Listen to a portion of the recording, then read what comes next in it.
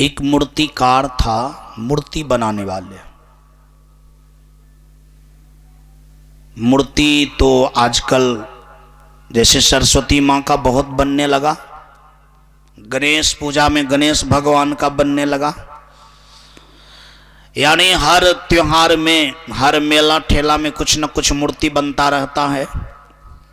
एक मूर्तिकार था, वो ऐसा मूर्तिकार था कि भगवान का केवल मूर्ति नहीं बनाते थे वो, मतलब आप कह देते कि मेरा मूर्ति बनाइए तो सेम टू सेम बनाता था मूर्ति में, और जिसका मूर्ति बनता था उसमें कोई अंतर नहीं। जैसे राम प्रसाद बाबू का अगर मूर्ति बनाता था सेम टू सेम इसी तरह से, नाक मुंह कान। अब राम प्रसाद बाबू को भी आश्चर्य हो जाता कि ई हूं मैं कि मैं हूं, मतलब दोनों में से मैं कौन हूं, इनको भी आश्चर्य हो जाता, ऐसा मूर्ति बनाते थे। कला तो बहुत सुंदर था, लेकिन कला का अभिमान भी था उनके पास। स्वाभाविक है, संसार में जिनके पास जो चीज थोड़ा हुनर हो जाता है तो उसका कुछ न कुछ तो अभिमान होता है। अब बिरले ऐसा है जिनको क्या अभिमान नहीं हो पाता है। एक ईश्वर ही एक ऐसा है जिनको दुनिया में सब कुछ आता है, मतलब भगवान का नाम है सर्वसमर्थवान। समर्थवान का मतलब होता है, सर्वशक्तिमान का मतलब होता है जिनमें सारा गुण शक्ति समाहित है, लेकिन इतना कुछ रहने के बावजूद भी उनमें कोई भी प्रकार का अभिमान नहीं है। एक कथा में आई है कि प्रभु श्री एक जगह लेटे हुए थे, भृंगु मुनि गया, एक लात खींच करके दे दिया। प्रभु श्री की नींद खुली, देखे कि एक लात मुझे इन्होंने मारा है, तो उनके पैर पकड़ लिया और कहने लगा, मुनिवर मेरा शरीर तो बड़ा कठोर के समान है, आपके पैर में बड़ा चोट लग गया होगा, माफ कर दीजिए। मतलब भगवान की यह बात सुनते ही भृगु ऋषि को हुआ कि वास्तव में मैं जो इनको पांव से मार दिए, अब फिर भी इन्होंने मेरे पैर के विषय में सोचता है कि आपको पांव में कहीं चोट तो नहीं लग गया है, जबकि मेरे पांव के प्रहार से इनके शरीर पर काफी चोट लगी होगी, लेकिन भगवान अपने चोट का प्रवाह नहीं करते हुए मेरे पैरों के चोट का प्रवाह करते हैं। शायद लगता है इसी दया का नाम प्रभु है, सच्चे में ही सर्वशक्तिमान है। तो भगवान ही एक ऐसा होता है जिनमें किसी भी प्रकार का अभिमान अहंकार नहीं है, इसीलिए वो सबका है। साधारण एक आदमी सबका हो पाता है? साधारण एक आदमी सबका हो पाता है, लेकिन भगवान सबका है। गरीब का भी है, अमीर का भी है, दुखिया का भी है, सुखिया का भी है, अच्छा का भी है, खराब का भी। तो अभिमान नहीं है तब न है। सच में इसी करुणा का नाम, इसी भलाई का नाम, इसी सोच का जो आप देखेंगे, मूल्यांकन करेंगे, यही ईश्वर का स्वरूप है। आइए देखिए, मूर्तिकार में अभिमान था कि मैं तो मूर्ति बहुत सुंदर जानता हूं बनाने की। एक बार क्या हुआ, मूर्तिकार बीमार हो गया। बीमार व्यक्ति अवश्य ही डॉक्टर के पास जाएंगे। डॉक्टर के पास गए, डॉक्टर साहब जांच वगैरह किए, जांच में निकला कि 5 दिन का ही मेहमान है, बहुत करेगा तो 15 दिन में खत्म हो जाएगा। डॉक्टर लिख दिया ये 15 दिन में समाप्त हो जाएगा। मूर्तिकार का कैसे मुझे मार देगा, हम मूर्तिकार हैं। क्या है? मूर्तिकार, हम तो किसी को चकमा दे देंगे। वो 10 मूर्ति बनाया अपना जैसा।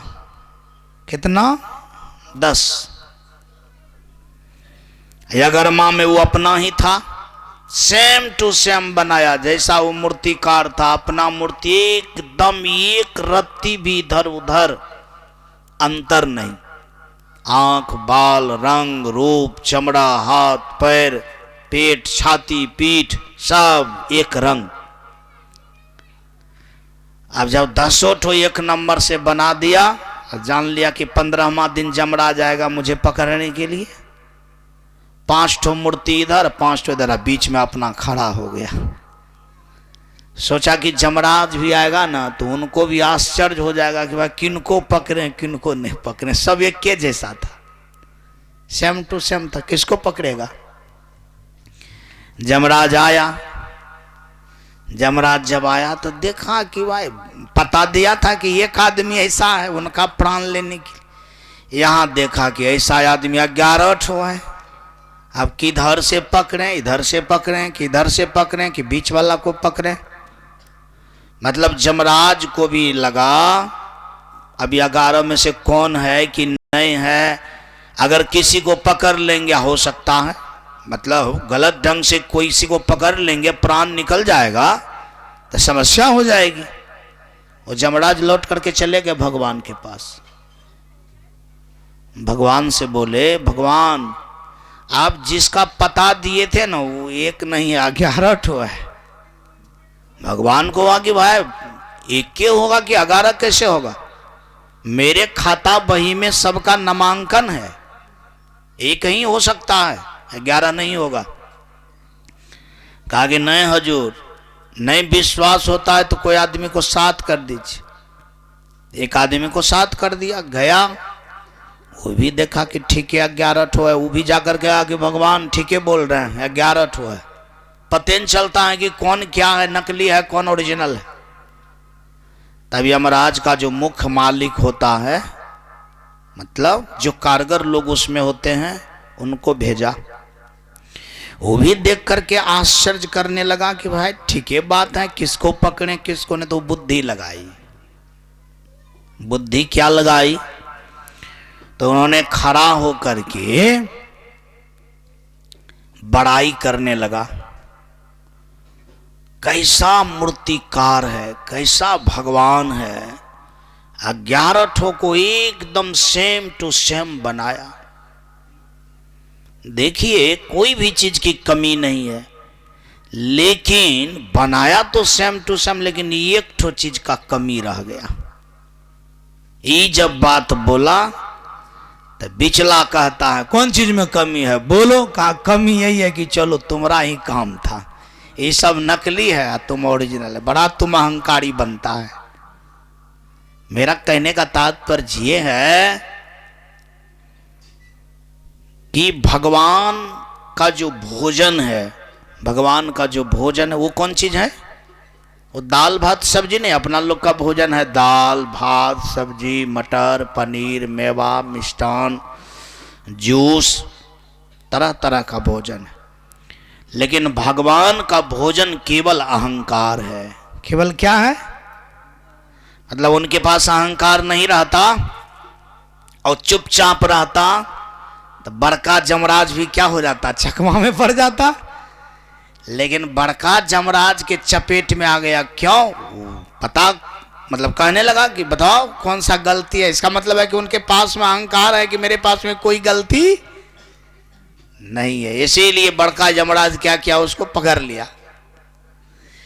और ऐसे अहंकार का क्षय संत के दर्शन से हो जाता है। संत दरस को जाइए, संत के दर्शन करने के लिए जाना चाहिए। तजी मोह ममता अभिमान, मोह ममता अभिमान सबको तज करके जाना चाहिए।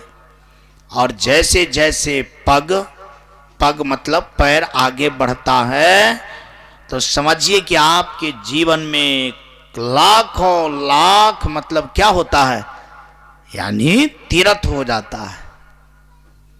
मैं उस बाबा का ख्याल कर रहे थे कि मेरा बाबा कहाँ चले गए, नहीं आ रहे हैं, किधर है। लेकिन आज बाबा का दर्शन हो गया, हम भी गदगद हो गए। आज कुछ नया नया लोग, बाबा भी आए, ये भी आए।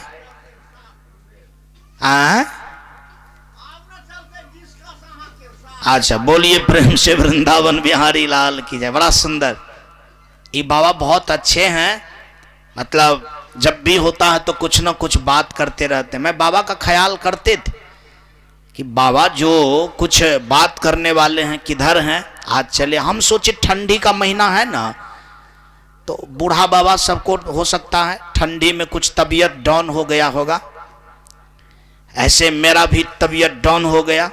हम अपना से तुलना किए, जब मेरा तबीयत ठंडी में डाउन हो सकता है तो हो सकता है सबके साथ में ऐसी समस्या हो सकती है। भगवान करे कि हमारे पास में ज़्यादा से ज़्यादा भी समस्या हो, लेकिन आप लोग के पास में समस्या नहीं होनी चाहिए, ऐसा मैं शुभकामना करता हूँ।